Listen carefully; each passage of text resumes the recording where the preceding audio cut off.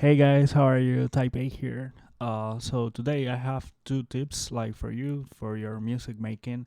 One of them is using some of the big wig devices to like spice up your top section in your drums, like hi-hats and stuff like that, make them glitchy and more interesting. The other tip is to use the note shifter pair with the step sequencer to generate some random notes, but in a cool way. And I picked this up like yesterday when I was doing the streaming. I was already kind of doing it, but yesterday I like the okay, this works. So I basically wanted to share it with you. So we are going to be creating something like this, and let me play some of the bass for you.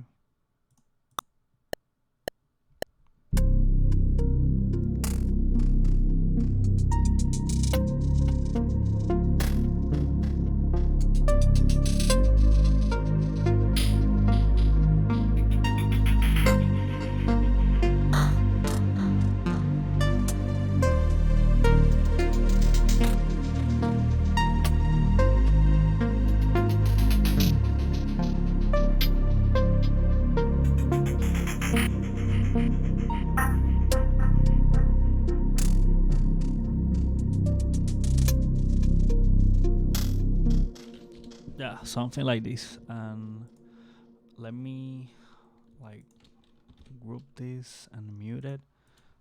Let me create some new channels. Yeah. So usually the tricks with the hi-hats is really straightforward. So we are going to add a com filter. And let me create a repetitive pattern here.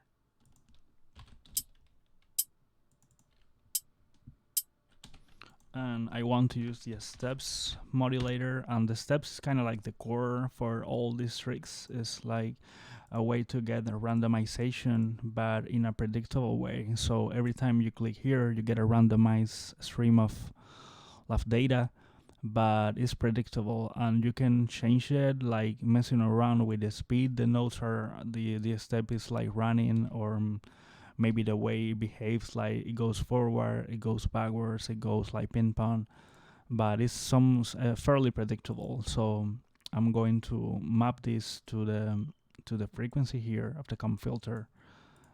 Let's play with this.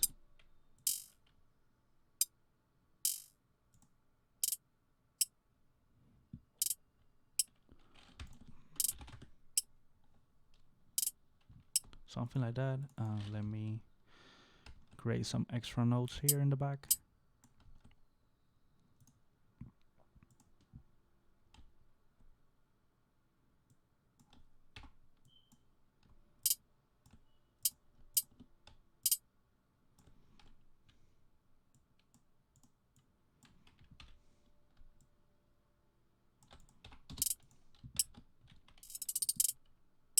Something like that.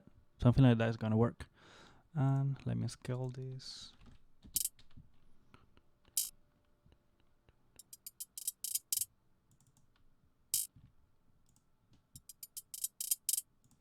Yeah. So I can now add a delay.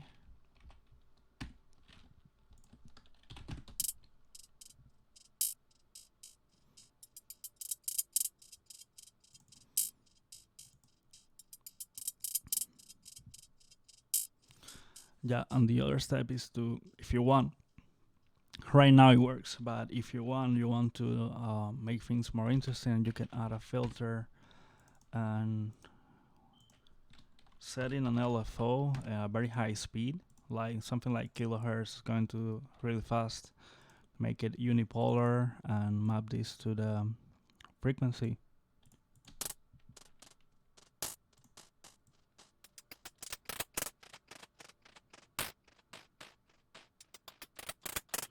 You get this style of like percussion, like weird, like glitchy stuff. And I want to randomize this every bar. I get a new value every bar.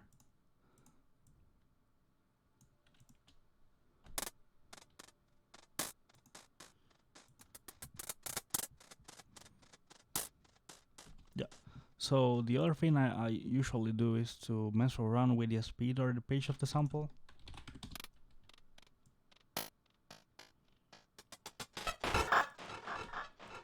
So I can map this like speed to a macro, and usually get some movement over like a long like a distance in bars, like 16 bars, stuff like that.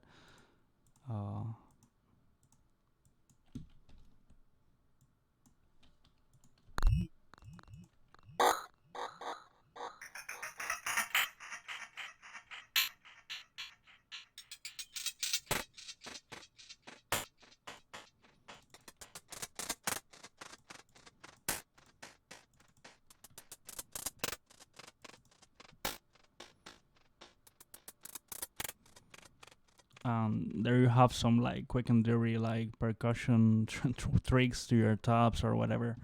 The other thing that I want to show you is like, for instance, let me add a node pitch shifter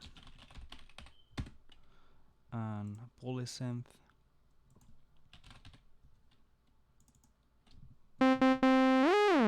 If you move this up and down, it's going to basically mess around with your pitch.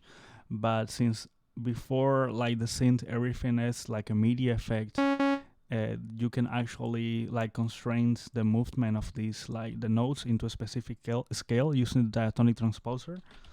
So I can pretty much use the same steps modulator to generate a set of notes for me to use, and like 32 steps and make something like this. I'm going to like the way this modulation works is that one step relates to one semitone. Let me get the same media I got from this stuff. Don't want to write anything new.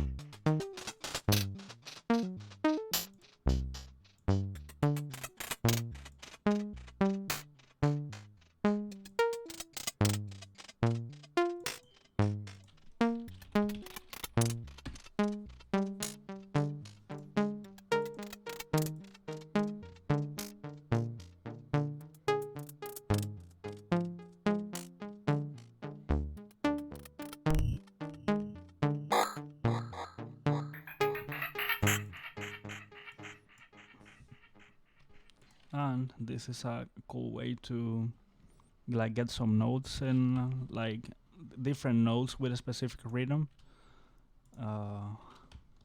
Of course, you can do more complicated like generation and like nodes or whatever on the grid, but this is like super fast. If you want to have like a scene playing specific stuff like this, like a specific rhythm, but getting different notes to try different textures like in the keyboard, this is a really like super fast way to do it. Let me add a reverb, because usually with a reverb this stuff sounds super nice.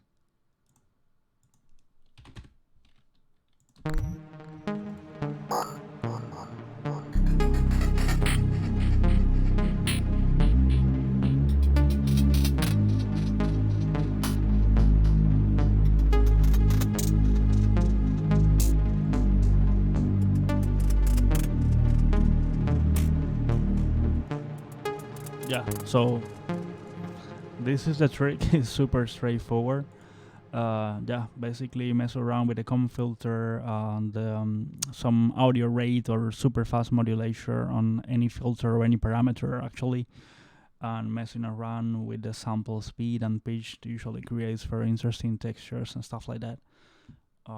Yeah, so hope this is somehow helpful and help you make more music.